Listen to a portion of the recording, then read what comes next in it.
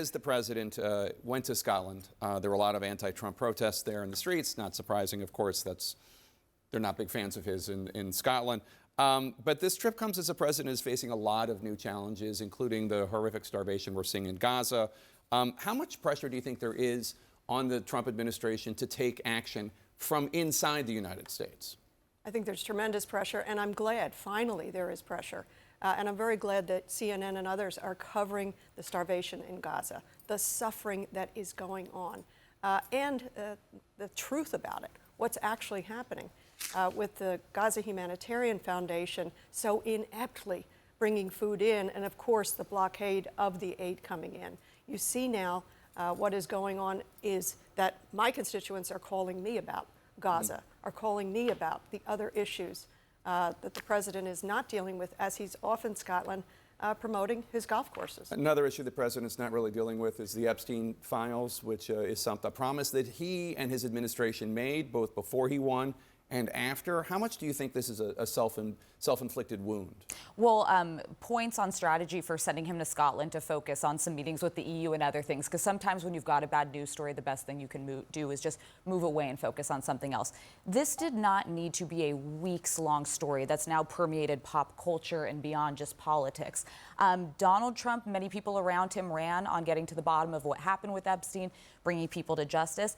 He needs to somehow get this back to the Department of Justice, say he's not talking about it, don't be talking about pardons for Ghislaine Maxwell and others, and be able to focus on his agenda. The fact that this has dragged out for so long is just pure malpractice by those advising him and the president's inability to stay on message. He's got to get back to a proactive message, because this is something that we're a year and a half out from the midterms. There's going to be 20 other news cycles that happen before then, but people actually care a lot about this, and it will matter to House members who are up. And Jamal, the latest of President Trump's attempt to change the subject, he went on Truth Social last night and said that Beyonce, Oprah, and Vice President Kamala Harris should all be prosecuted for receiving or giving endorsement money during the last election. I don't think that that's going to work, but I mean, do you think he's just going to keep throwing out anything he can at the wall? Yeah, I think people are more happy that Beyonce had a Destiny's Child reunion at her last concert show than whatever Donald Trump had to say about Beyonce.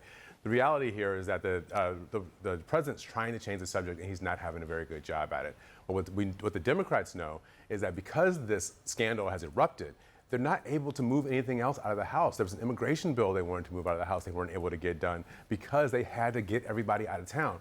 The reality is this is keeping the Trump administration from moving forward, and that might be the thing that's the most important for the American people, is that bad things aren't happening because this guy can't get out of his own way. And a lot of this is as Jamal just noted, a lot of this is Republicans who want these files released. Look, I think you released the files, but look, I think we look at the data. What does it tell us? The president still maintains 90% approval among Republicans. You look at, from a Democratic perspective, 63% of young voters are not in favor of what Democrats are doing in terms of leadership. Around 26 to 30% overall are looking at the Democratic Party and saying this is a party that doesn't have a cohesive message and strategy to challenge Republicans, which is something you certainly wouldn't want coming from your constituency.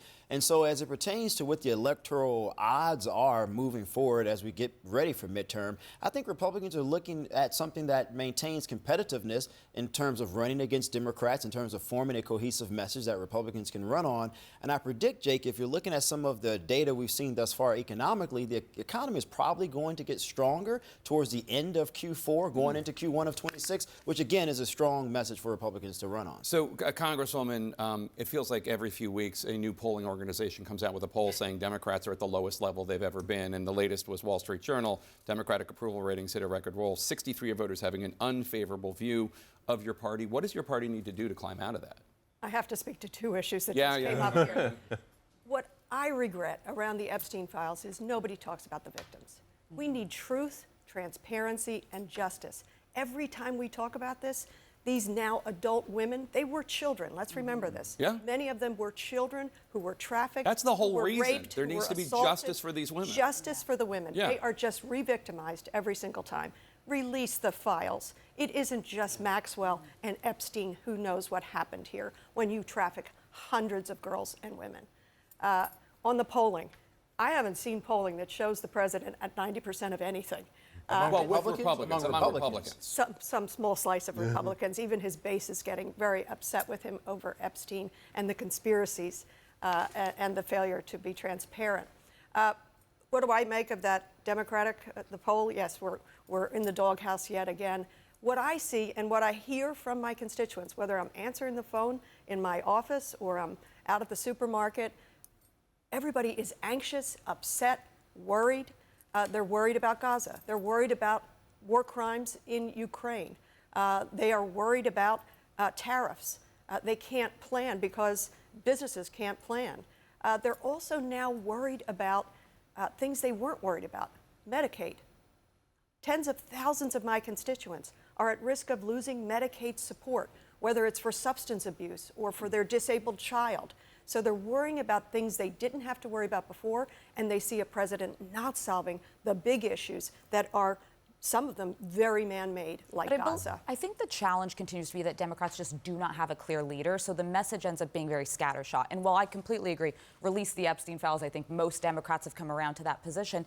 You just had these earnings calls where you have major companies that are having significantly less economic success than they had predicted they would when Trump came into office. Because of the unpredictability of the tariffs. But this is not the lead story among Democrats, the economic impacts of some of the more reckless aspects of the president's agenda.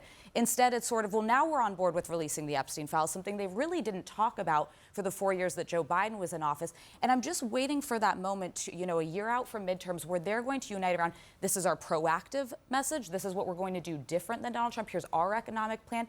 And it seems, again, to just be scattershot, where it's an issue here, it's an issue there, but not one cohesive plan. That's incredibly important. I've been saying this for months on these shows.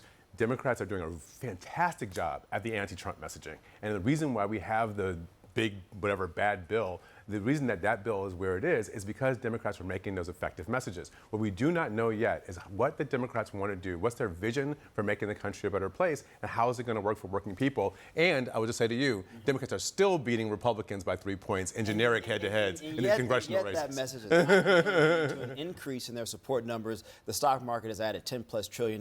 Look at the big 5 tech companies in this country. They are adding value to investors in real time. You can't just overlook that. I serve on Foreign Affairs Committee. We travel to different countries, and leaders are baffled by what's going on around tariffs.